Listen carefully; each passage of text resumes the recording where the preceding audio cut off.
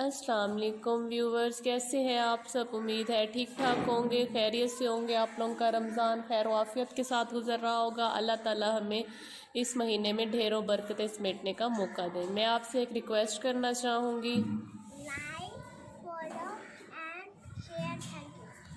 आज की रेसिपी है मज़ेदार लच्छेदार क्रिस्पी पकोड़ा की। तो चलते हैं अपनी रेसिपी की तरफ।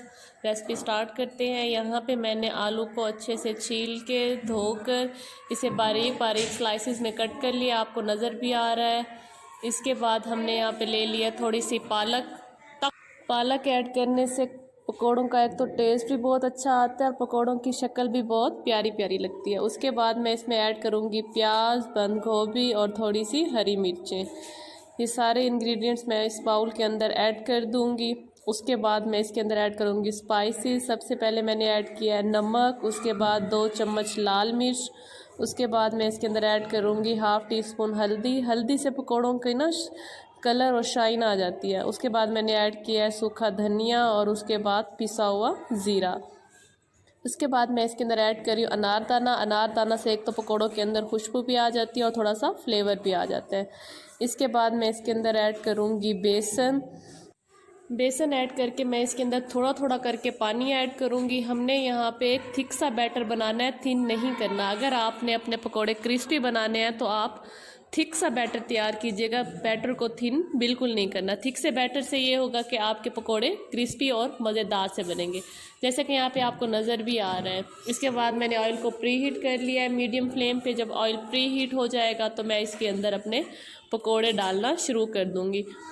पकोड़ों को हमने मीडियम फ्लेम पे फ्राई करना है, हाई फ्लेम पे नहीं करना। हाई फ्लेम पे फ्राई करने से क्या होगा कि पकोड़े बाज़ाहिर तो लग जाएगा कि बन गए हैं, लेकिन अंदर से वो कच्चे रह जाएंगे। तो हमने मीडियम सी फ्लेम पे पकोड़ों को फ्राई करना है। 2 से 3 मिनट हम एक साइड से फ्राई होने देंगे। जब एक साइड से ये फ्राई हो जाएंगे तो हम इसकी साइड चेंज कर लेंगे। दोनों साइडों से हमने 2 से 3 मिनट तक पकोड़ों को अच्छी तरह से पका लेना है। जब हमारे पकोड़ों का प्यारा सा डिज़ायर सा कलर आ जाएगा, ब्राउन ब्राउन सा, तो हम इसे डिश आउट कर लेंगे।